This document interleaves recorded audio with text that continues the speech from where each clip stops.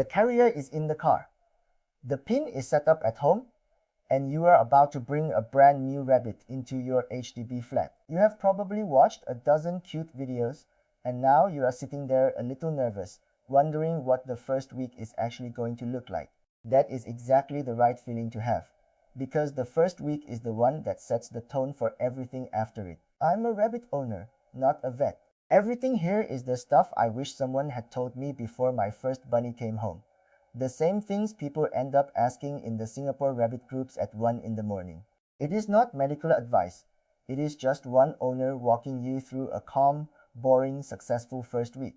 Because boring is exactly what you want. Here is what we are going to cover. What to have ready before the rabbit arrives. How to set up a calm space in a small HDB flat. Why the first day or two is about doing almost nothing. How to watch their eating and their droppings, and a realistic day-by-day picture of the whole week so you know what normal actually looks like. Let us start before the rabbit is even home, because the work you do here makes everything easier. You want the enclosure or pin set up in one chosen room before you collect the bunny. You want a litter box and a hay rack already stuffed with fresh Timothy hay. You want a hideout box. Even a plain cardboard one is completely fine. And you want the carrier sitting near the pin so it smells familiar instead of scary. For water, put out both a bowl and a bottle and let the rabbit choose which one they prefer. And this next one is important. Get the same brand of pellets the rabbit was already eating and do not switch it. A sudden food change in a stressed week is one of the easiest ways to upset a rabbit's gut. So keep everything they eat exactly the same as before they met you. Now, where do you actually put all this in a small flat? You want a cool, quiet room, away from the kitchen, and away from the constant foot traffic. The corner you pick should feel calm. A rabbit that is parked next to the front door or in the middle of the living room never gets to switch off. The aircon point matters a lot here in Singapore.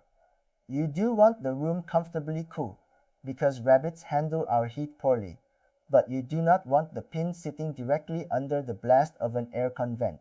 Think steady and gentle, not a cold gale blowing straight onto a small animal that just arrived. Set the room to a moderate temperature, with no direct draft hitting the pin. Okay, the rabbit is home. Here is the single most important idea of the whole first week. You are going to leave them alone. I know that is the opposite of what you want to do.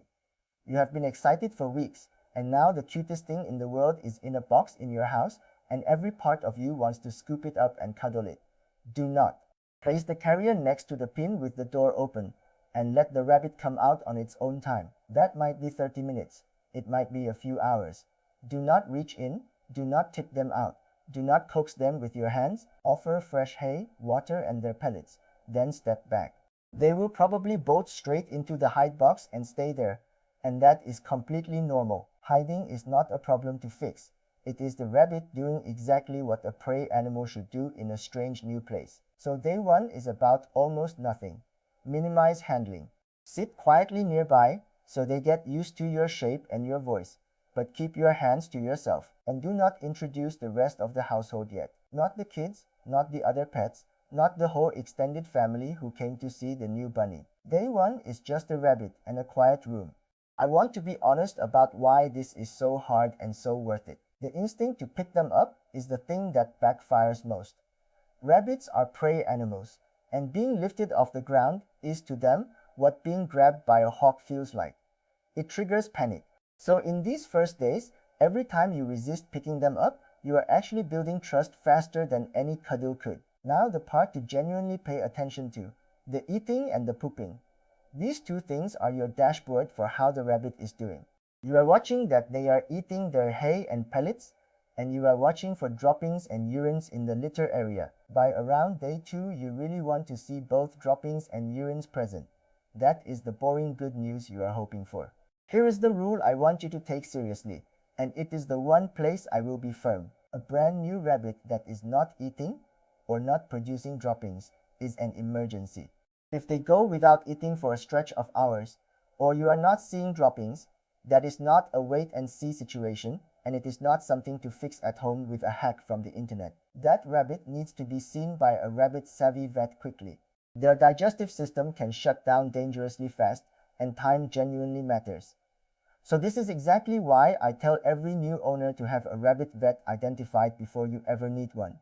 Not every clinic in Singapore is comfortable with rabbits, and the worst time to be Googling exotic vets is at midnight when your bunny is hunched and quiet. Find your vet first, save the number, know how you would get there. You can find rabbit savvy clinics in the vet directory on our site, and I will point you there again at the end. While we are on vets, book that first checkup. The guide recommends booking the first vet visit for within 2 weeks of arrival, and honestly, the first week is a great time to get it done once they are eating and settled. Pet shop and shelter rabbits often arrive with small issues you cannot see, so an early check is about catching things early, not because anything is wrong. When you go, bring a sample of their pellet brand, some of their hay, any records you were given, and a list of your questions. Let us talk bunny proofing, because before any free roaming happens, your room has to be safe. Rabbits chew, and they chew the worst possible things. Electrical cables are the big one, that is a genuine danger, so those need to be tucked away or covered. They will also go for skirting boards and baseboards, and any houseplants within reach. Walk the room at rabbit height and look for what a curious set of teeth would find first. Now handling, done the slow way. You do not start trying to hold your rabbit on day 1. Once they are eating and pooping well, usually from around day 3, you begin gentle interaction on their terms. Sit down at ground level near the pin, hold out a little of their food, and let them come and sniff you. You are letting them decide, never force it, never chase, never grab. The rabbit that learns your hands only bring good things is the rabbit that eventually chooses to climb into your lap. A quick word on greens and treats, because this trips people up. The first week is not the time to introduce new greens or treats. Their gut bacteria are adjusting to the move and to you. And piling on new foods is how you end up with an upset tummy you did not need. Stick to the hay and the same pellets. Keep it unlimited on the hay and save the exciting salad bar for later when they are settled. So what does a settling rabbit actually look like versus a stressed one? A stressed rabbit hides constantly, sits tense and hunched, freezes, and wants nothing to do with you. A settling rabbit starts to explore, eats in front of you, leaves you nice round droppings, and begins to relax its body. When you see a rabbit flop onto its side or stretch out into a loaf, that is a bunny telling you it feels safe. Those lazy, sprawled out poses are the sign you are waiting for. Let me put the whole week together as an arc so you know roughly what to expect. Day 1 is arrival and decompression. Lots of hiding, hands off, just quiet company and food on offer. You are simply watching from a respectful distance. Days 2 to 4 are when things usually start moving. The rabbit explores more, you can see them actually eating, the droppings are coming regularly, and they begin to relax their posture. This is also when gentle ground level interaction can begin. Food in your open hand, no lifting. You are still keeping the world small and calm. Days 5 to 7. If and only if they have been eating and pooping consistently, you can offer a little supervised run-out time in a fully rabbit-proofed room. Keep that first session short, somewhere around 30 minutes to an hour. Then build it up gradually over the following days.